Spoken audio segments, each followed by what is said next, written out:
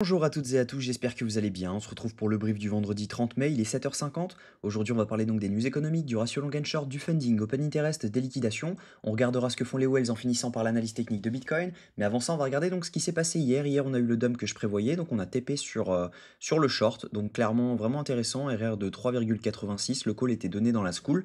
Donc si jamais vous voulez ne rien manquer des prochains trades, n'hésitez pas à nous rejoindre. Le lien est en description. On fait des lives également 2 fois par semaine pour tout simplement former les membres. Donc ce sera un plaisir de vous former si vous le souhaitez.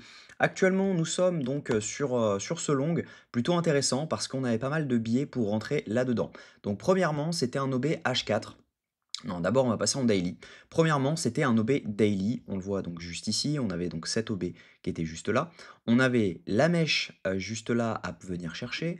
En H4, si jamais on s'y met, on avait un FVG à venir prendre, donc on le voit, hop, on le voit juste ici en vert.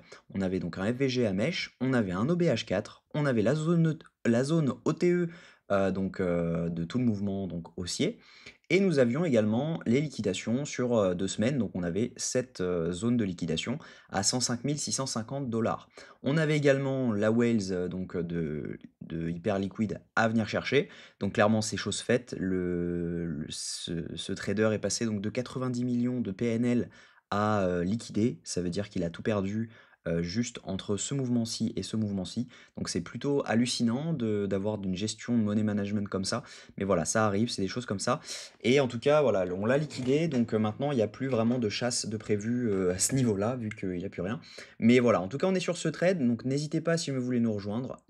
C'était call hier également dans la vidéo, donc voilà. Vous avez tout le descriptif, elle dure 4 minutes si vous voulez la regarder, le pourquoi du comment on est rentré. On était actuellement donc à cette zone-là quand j'ai fait le call. Donc voilà, c'était le but. Au niveau news économique, aujourd'hui, on a le PCE Core, donc l'indice des prix à la consommation des ménages, ça a un impact direct sur l'inflation et par conséquent sur le consensus de la prochaine réunion FOMC. Donc faites attention, on va avoir un impact direct à 14h30 et à 15h30, on pourrait avoir donc une surprise également sur les marchés si jamais on avait une news qui diverge des prévisions, sachant qu'on attend 2,5%. Donc attention. Au niveau crypto bubble, bon, on a du rouge à peu près partout, sauf sur certains. Mais sinon, on a du rouge vraiment partout, c'était à prévoir hein, avec le dump sur Bitcoin.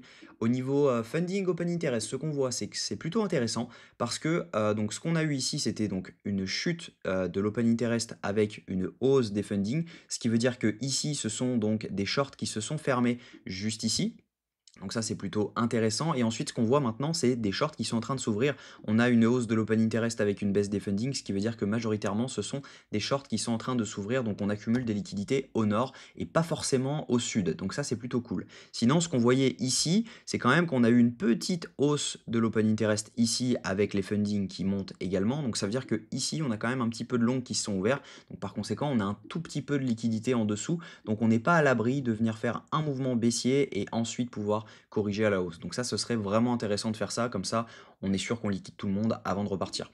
Au niveau liquidation, donc si on regarde sur 3 jours, on a quand même des liquidations à la hausse à venir chercher en masse, on n'a plus grand chose à la baisse, donc on voit qu'on a des gros clusters à 109 966, nous c'est notre TP hein, actuellement, c'est le TP au moins où je vais prendre 70% de clôture sur le trade, et on peut pousser jusqu'à l'ATH, donc ça c'est vraiment intéressant, même si je me regarde sur 24 heures, les liquidations elles sont au nord, donc il y a vraiment du monde au nord et on n'est pas à l'abri de venir y faire un tour assez rapidement. Donc ça c'est plutôt cool. Au niveau de ce que font les whales actuellement ne vendent plus. Donc elles ne vendent plus depuis que nous sommes ici. Donc c'est vraiment intéressant parce que du coup ça veut dire qu'on a fait un rect donc de cette zone-ci. C'était à prévoir, c'est ce que c'était le plan. Et ensuite, là, elles commencent à réaccumuler juste ici. Donc ce qui serait intéressant, c'est de voir vraiment un volume de spot qui remonte avec donc des micro-whales également qui remontent avec des retails, eux, qui se mettent à vendre doucement. Ça serait vraiment intéressant parce que du coup, ça voudrait dire qu'on est sur un potentiel bottom. Mais actuellement, ce n'est pas le cas. On a juste des tout petits achats, donc on n'est pas à l'abri de revoir une petite vente. Donc attention. Donc techniquement, moi, ce que je pense, c'est que c'est plutôt clean pour avoir un rebond actuellement. On a donc cet OB M5 et un FVG M5 à venir chercher juste ici. C'est également beaucoup de liquidités à venir prendre. Donc vraiment intéressant, à mon avis, si on vient TP dans cette zone, ça nous donnerait un RR de 2,5. Mais je pense qu'on peut aller target beaucoup plus haut, voire fermer au-dessus des 110 000 $ parce que pour rappel, on a laissé énormément de liquidation au nord. Et donc par conséquent, si ce billet commence à devenir haussier, si jamais on avait par exemple en 1 heure un changement de tendance qui arrive, donc on ferait quelque chose comme ça, si jamais on fait hop, quelque chose comme ça, derrière ce serait vraiment complètement bullish parce qu'on pourrait venir chercher cette zone et derrière ce serait vraiment intéressant pour notre trade. Donc voilà, j'espère que cette vidéo vous a plu. Je pense que voilà, on a fait le tour, hein, on est plutôt haussier actuellement. En revanche, si jamais cette zone venait à casser, parce qu'on sait qu'on a une trendline ici, ce serait un rendez-vous par contre dans le FVGM 15 au minimum autour des 100 000 $.